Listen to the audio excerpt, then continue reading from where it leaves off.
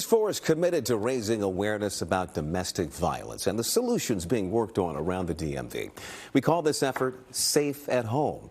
Tonight, as Congress works on a second COVID relief bill, advocacy groups are warning that some victims of domestic violence didn't receive their first round of assistance. Cory Smith shares their urgent message to the IRS. In cities and homes across America, domestic violence has become a pandemic within the pandemic. There has been increased cases of violence where survivors are stuck at home with their perpetrators. That abuse can take many forms, from physical and emotional to financial.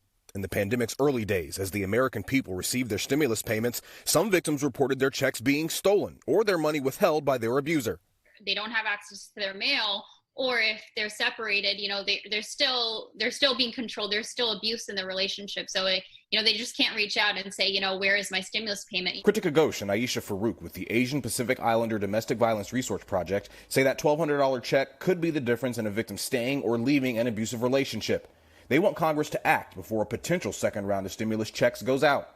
Maryland Congressman Jamie Raskin has implored the IRS to create a process for victims to notify the agency if an abuser steals a check and issue a catch-up payment. But during a congressional hearing just this month, IRS Commissioner Charles Reddick told Raskin if a couple files jointly, the agency's hands are tied, and the CARES Act doesn't give the IRS the power to reissue stolen checks. I just think that where there's a will, there's a way. We can work it out. They have it within their statutory authority to interpret the will of Congress to be that people actually get the checks that are being sent to them.